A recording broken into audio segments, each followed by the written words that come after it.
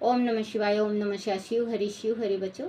राधे राधे बच्चों, राधे राधे। श्रीमद्भागवत पुराण की जय। श्रीमद्भागवत पुराण में 12वां अध्याय परीक्षित का जन्म और राजा युधिष्ठिर का प्रसन्न होना। शौनकादिक ऋषियों ने सूत जी से परीक्षित के जन्म की कथा सुनने का अनुग्रह किया तो सूत जी बोले, हे शौनकादि ऋषिगण, धर्मराज युधिष्ठिर अपनी प्रजा की प्रसन्नता का पूरा ध्यान रखते थे। श्री कृष्ण ने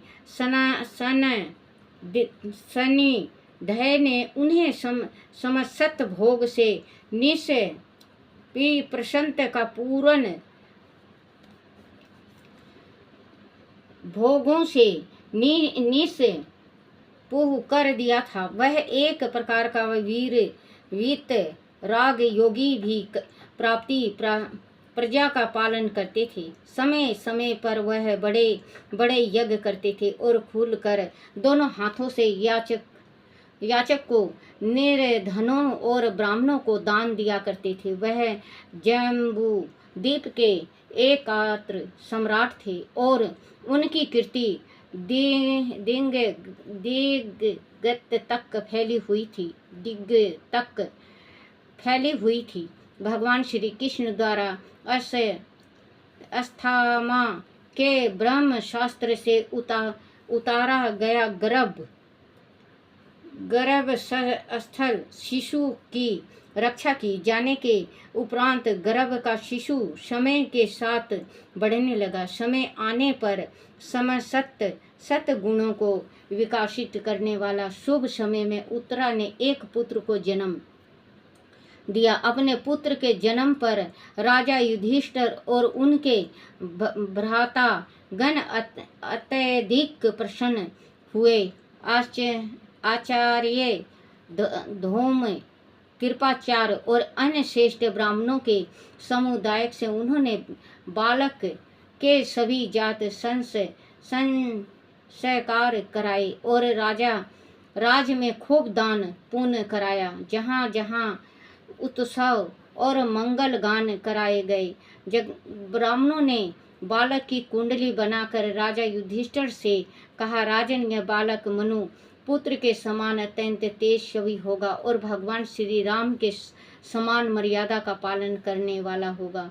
इसका यश चतुर्दिग फैलेगा। यह समस्त सत्य गुणों को धारण करने वाला श्री कृष्ण का अनुयायी होगा और राजा ययाति के समान धार्मिक विचारों का होगा। इसकी आने वाली संतान राजसी का मद ग्रहण करेगी। वह दक्ष के द्वारा गंगा तट पर अपना शरीर त्याग करेगा। सूत जी ने वह ज्योतिषी की भविष्यवाणी सुनकर राजा युधिष्ठिर ने भेंट पूजा देकर उन्हें विदा किया। ऋषि वर, क्योंकि इस समर्थ बालक को गर्भ में ही महापुरुष के दर्शन हो चुके थे और वह जन्म के उपरांत लोगों के चेहरों में उसे महापुरुष की छाया ढूंढने का प्रयत्न करता था। ये जो इसका पुत्र उत्तरा का गर्भ में था तो श्री कृष्ण ने रक्षा किया था। तो जिस टाइम ये पैदा लिए तो वो हर एक इंसान के फेस पे, चेहरे पे वो श्री कृष्ण को देखा करता। विदा किया ऋषि वर, क्योंकि वो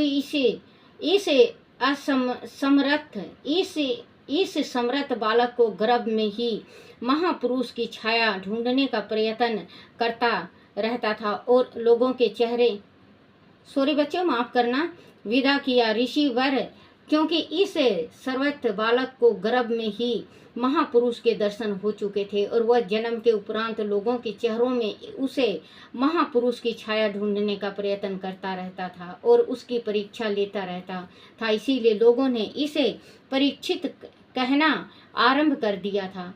यही नाम उसका पड़ गया और वह राजा परीक्षित के नाम से प्रसिद्ध हुआ। राजा युधिष्ठिर ने उसकी शिक्षा दीक्षा का पूरा प्रबंध कर दिया था। धीरे धीरे बालक बड़ा हो गया। राजा ने उसकी प्रसन्नता के लिए कई अश्वमेध यज्ञ भी किए। बोलो श्री कृष्ण भगवान की जय। 13वां अध्याय विदुर का उपदेश और धृष्ट राष्ट्र तथा गंधारी का वन गमन। सूत जी ने कहा, ऋषिवर उन दोनों विदुर जी तीर्थ यात्रा पर गए हुए थे। वह महर्षि मंत्रय से आत्मा ज्ञान का उपदेश लेकर हस्तिनापुर लौटे थे। तभी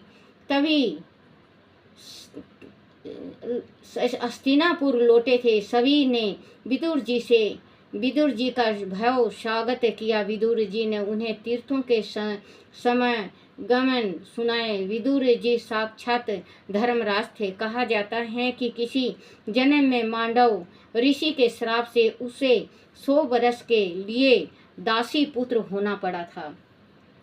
विदुर श्राप की कथा। एक समय किसी राजा के अनुचरों ने मंडवा ऋषि के आश्रम में कुछ चोर को पकड़ा था। उन्होंने मुनि को भी चोर समझकर पकड़ लिया। राजा ने सभी चोरों के साथ ऋषि को भी सूली पर चढ़ा दिया।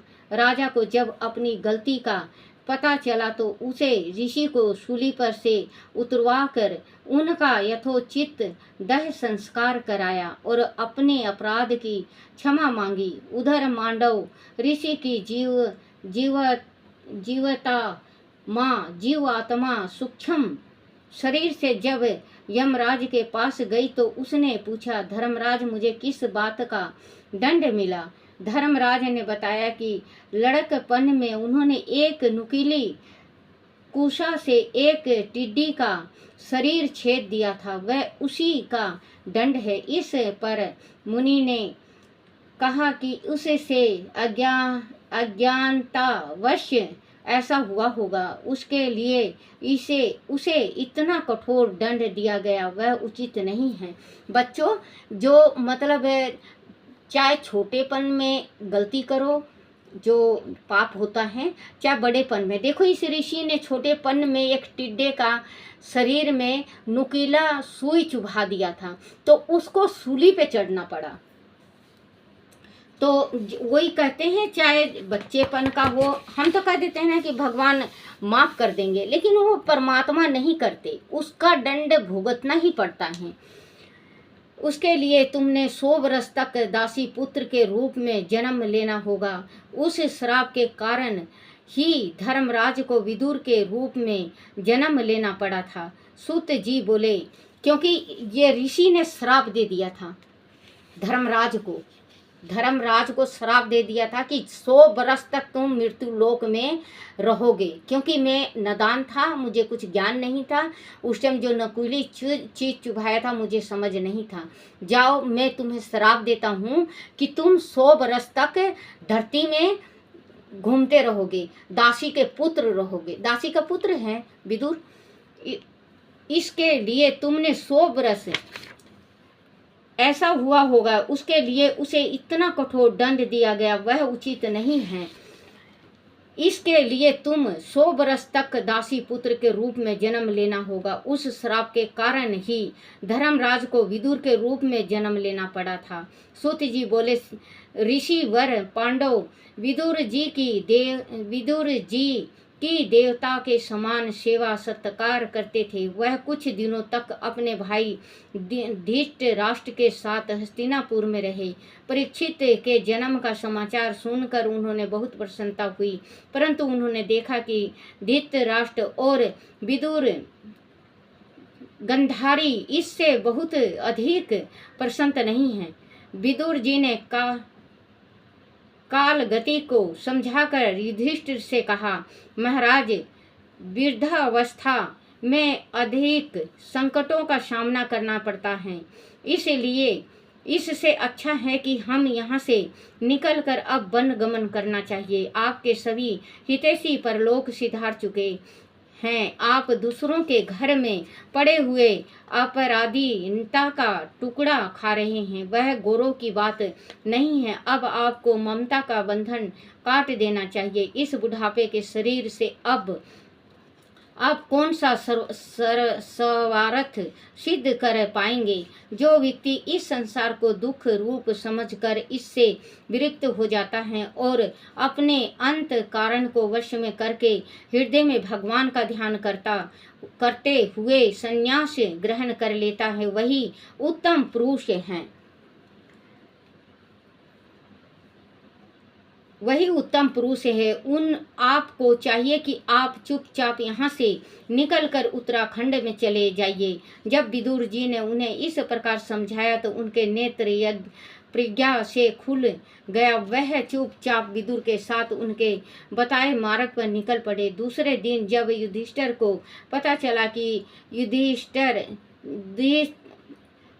चला कि धृतराष्ट्र गंधारी और विदुर संन्यास ग्रहण कर वन में चले गए हैं तो उन्हें बहुत दुख हुआ। कुछ समय बाद देव ऋषि नारद ने आकर युधिष्ठिर का शोक दूर करने के लिए प्रवचन किया। हे राजन, ईश्वर की इच्छा से ही जीवन में प्राणियों का संयोग और वियोग होता है। तुम्हें मोह में पड़कर शोक नहीं करना चाहिए। हे धर्मराज, वह तीनों हिमालय में गंगा के सप्त सतरो नाम का स्थान पर ऋषियों के आश्रम में निवास कर रहे हैं। अब उनके मन में किसी बात की कामना नहीं है। उनके हृदय में सभी विकार नष्ट हो चुके हैं। आज से 5वें दिन धृतराष्ट्र और गंधारी अपना शरीर त्याग कर स्वर्ग के लिए और विदुर जी तीर्थटन करने निकल जाएंगे। नारद जी के उपदेश सुनकर युधिष्ठिर का चित्त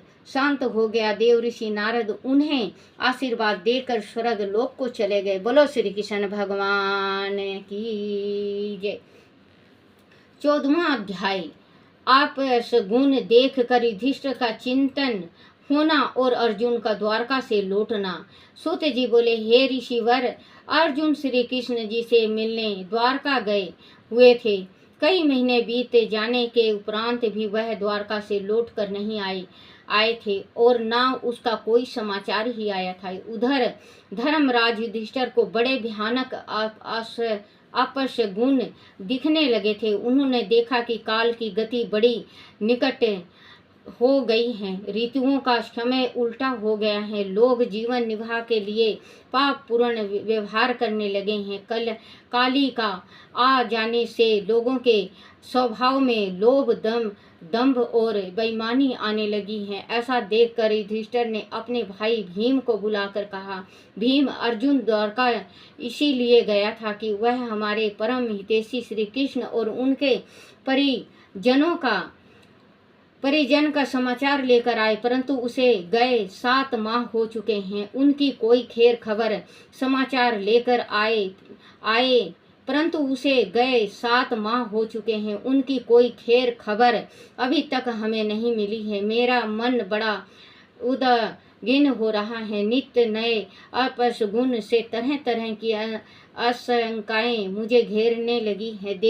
देव ऋषि नारद ने कहा था कि बहुत ही खराब समय आने वाला है। कहीं वह समय तो नहीं आ पहुंचा। भाई, तुम देखो तो कि आजकल आकाश से कैसे उल्कापात होते रहते हैं। जगह जगह से भूकंप के द्वारा विनाश के समाचार आ रहे हैं। महर्षियों से प्रजा का बुरा हाल है। मेरी बाई आंख और बाई भुजा बार बार फड़कती रहती है। लगता है कहीं कोई अनिष्ट होने वाला है। भीमसेन ने युधिष्ठिर को आश्वासन करते हुए कहा, भ्राता श्री, समय के साथ ऐसे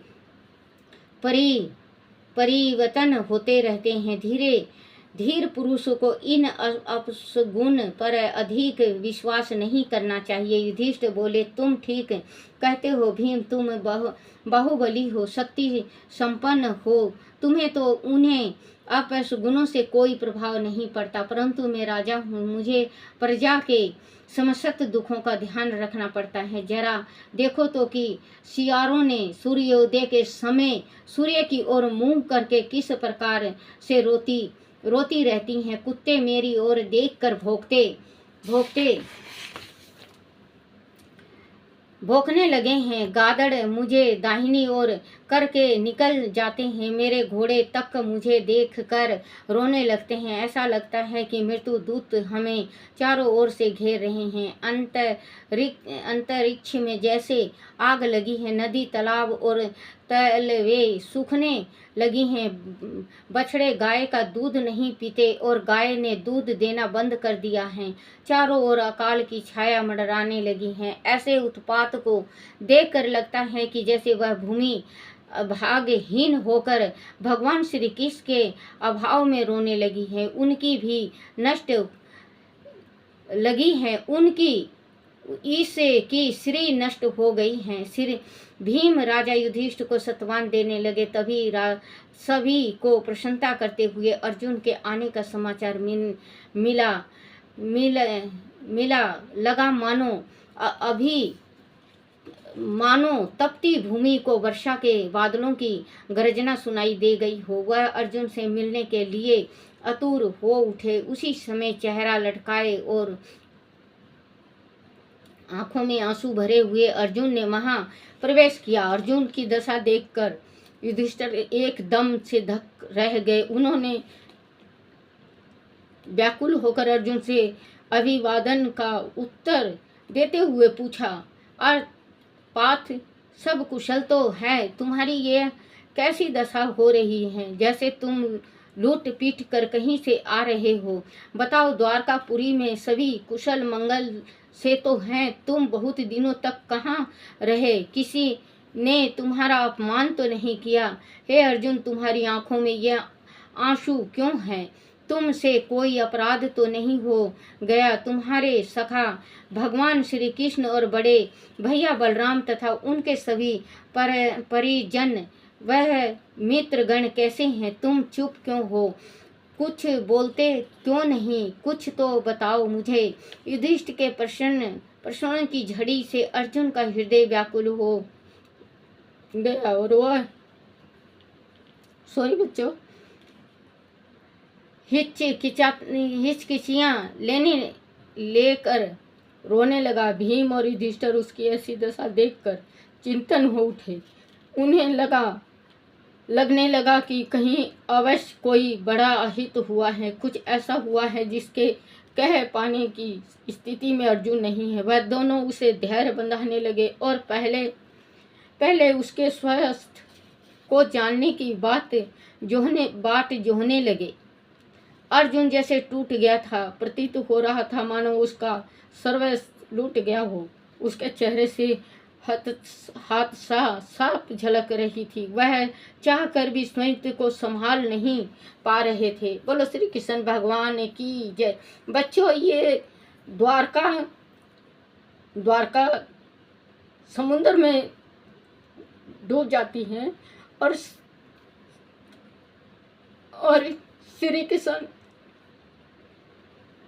श्री कृष्ण भगवान इस दुनिया को छोड़ के चले जाते हैं।